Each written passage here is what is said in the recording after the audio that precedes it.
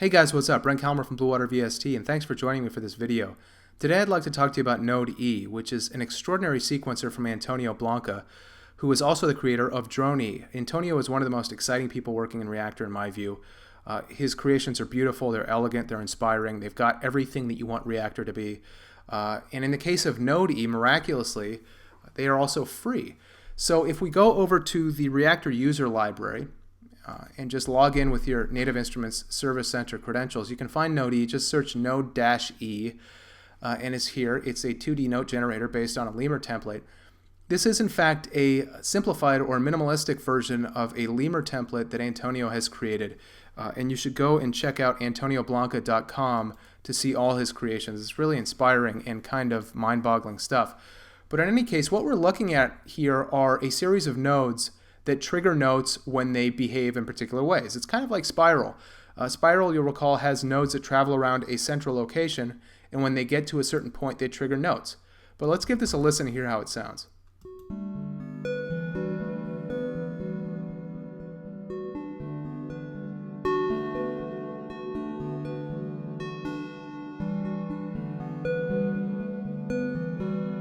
So very beautiful, organic kind of sequencing. And there are a few things you need to know about what's going on here. So let's just start in, because the goal here is just to get you going, and we'll revisit the complexities of this at a future point. But I want to get you started, get you inspired so that you can start using this with your own instruments and productions.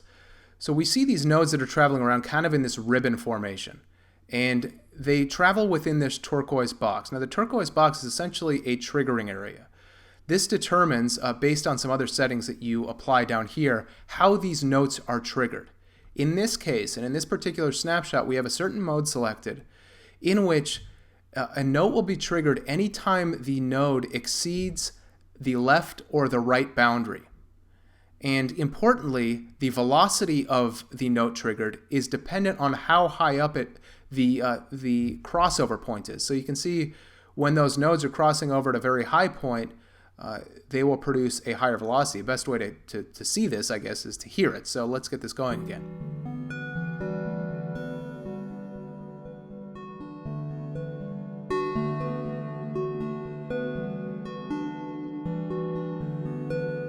So you heard that as those higher up notes crossed the threshold, they triggered higher velocity notes as opposed to the lower velocity notes down here. Now, there are a variety of different triggering behaviors that you can set down here. Right now, we're set to trigger notes as these nodes cross either the left or the right boundary. Now, we could also set this to trigger notes as the nodes re-enter the triggering area, in a sense, as they come back in from the gray area. Or we could set it in this third case to trigger only as they cross the right boundary.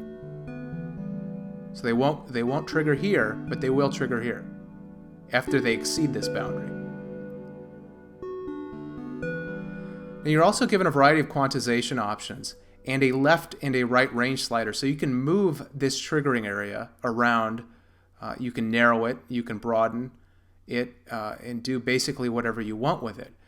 Now, there are a variety of other options here. Unfortunately, we can't get into all of this right now. I just want to get you going with this, as I said. So I'm going to kind of hit the high points here.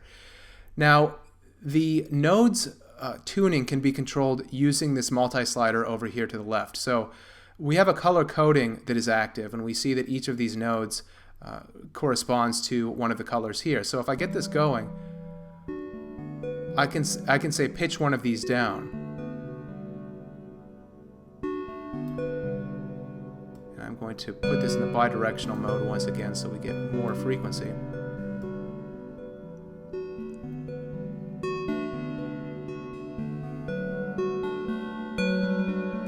So you can hear we tune these in different ways based on this multi-slider. So any of these can be adjusted to your taste. And importantly, like Spiral, we can confine these to certain scales. So right now we're confined to a C Lydian scale.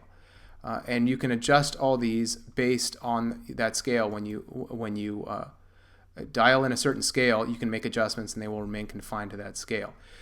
Now, one other thing that I should mention about Node E is that the behavior, or the way this ribbon travels around the triggering area and around this field in general, is determined by two polyphonic LFOs, and that's where these vector settings come in. These polyphonic LFOs determine, as I said, the speed and the behavior of this ribbon.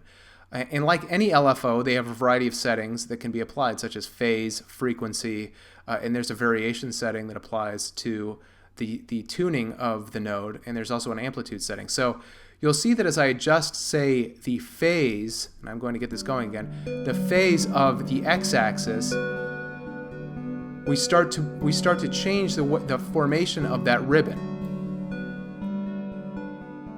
And now it's not traveling around in the same way. Those nodes relate to one another in different ways. And that is by simple adjustment of the phase axis or the phase parameter on the x-axis. Now you can also adjust the frequency. And as with a dubstep wobble or anything else, that will basically adjust the speed. So if I really slow this down,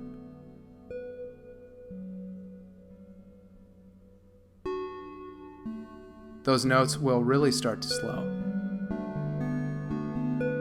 Now, interestingly, you can also alter the wave. You can move between a sine or a triangle wave that is doing that is basically pushing this ribbon around. Now, the triangle wave, as you would expect, creates a much more angular shape for this ribbon. So it's a really stunning way of visualizing kind of the physics behind what's going on here. And this is what I love so much about an instrument like this. Not only does it have the musicality, but it also brings kind of the science to it. And for someone like me who doesn't really get the science part, it's enormously inspiring. So this gets you familiarized with the territory of node E. And now I'd just like to show you how to set this up with a different instrument so you can really get going on your own. So right now we have it set up with steam pipe. But if we wanted to change this, we could say go into the structure. And we see that node E is set up in a very simple way. It's right here. It's not connected by wires. It's connected by MIDI. And steam pipe is connected to the outs. But say we wanted to use a different instrument, say a different synthesizer. We could go instrument, right-click on instrument, go synthesizers, and let's see, FM4. Let's use FM4 instead of steam pipe. And now we need to get rid of steam pipe by clicking on it, deleting it. We'll bring FM4 into its place, connect up the left and right outs. And then there's an important step here, which is that we need to tell node E to send its MIDI data to FM4 now. So we will go over to the side pane, and with node E selected, we will go to connect. And under MIDI in from internal instruments, in MIDI out, we will go FM4. We want to send the MIDI out from node E to FM4. So there we go. So now this is connected. Node E is connected to FM4, and we'll continue to play whatever snapshot we have down here.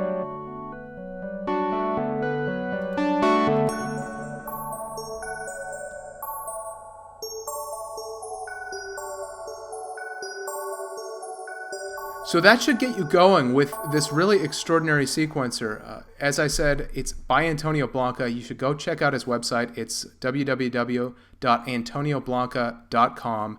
And if you're into using Lemur, you definitely want to check out his stuff because, as I said, this is a simplified version of something that he has already created for Lemur. I hope to get back into this at a future point because there's so much to cover here.